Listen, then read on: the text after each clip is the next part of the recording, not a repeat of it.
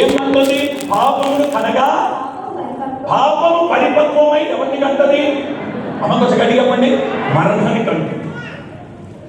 దురాశ గర్భము దాల్చి పాపానికంటే పాపము మరణానికి కంటుంది. అర్థమవుతుందా ప్రియ సంగమా? ఎందుకో ఈ ఉదయకాలం ప్రభు నీతో మాట్లాడుతున్నాడు. జాగ్రత్త పడు, జాగ్రత్త పడు.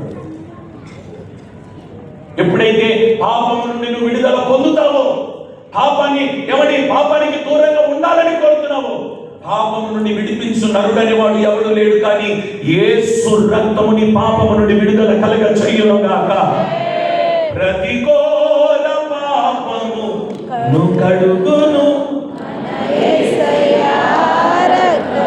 ఈ పాట ఒట్టికి రాయలేదండి.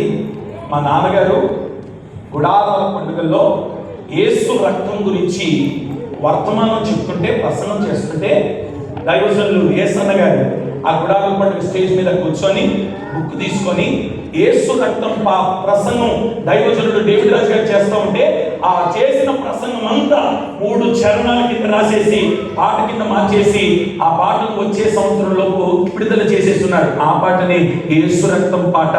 ఎవరు రాస్తున్నారంటే దైవజనులు యేసన్న గారు, దైవజనుడు డేవిడ్ రాజు గారు వర్తమానంలోని పాట. అదొకటి. సూర్యుని ధరించి, అది కూడా డేవిడ్ రాజు గారి ప్రసంగమే. అర్థమవుతుందా? ఏమండి? యేసు రక్తం ప్రతి పాపమును కడుగును. పాఠం అందరం కూడా ప్రతి ఘోర పాపము. అందరు పాడాలి. ప్రతి ఘోర పాపమును కడుగును మన యేసయ్య రక్తము.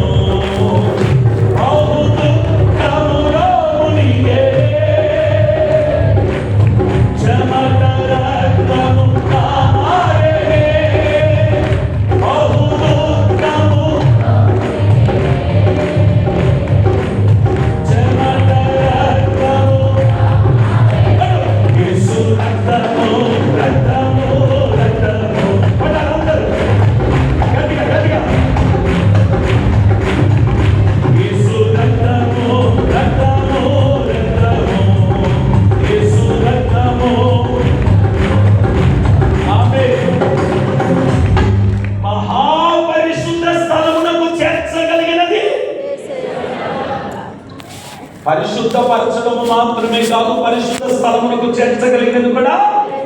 స్తోత్రం చెప్పండి ఒకసారి గట్టిగా.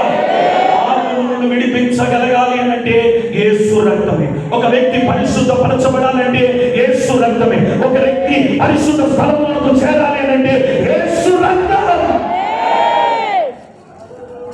హల్లెలూయా. మాట చెప్తాను వినండి.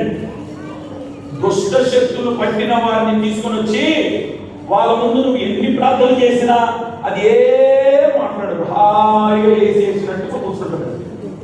యేసు రక్తము రక్తము రక్తము.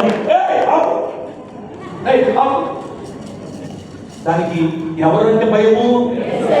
గట్టిగా చెప్పండి, గట్టిగా చెప్పండి. ఇంట్లో సమస్యలు వచ్చినాయా? పాపం ఊరేగుతుందా? పరిస్థితులు తలకిందులు అవుతున్నాయా? కొంచెం కలవరంగా ఉందా?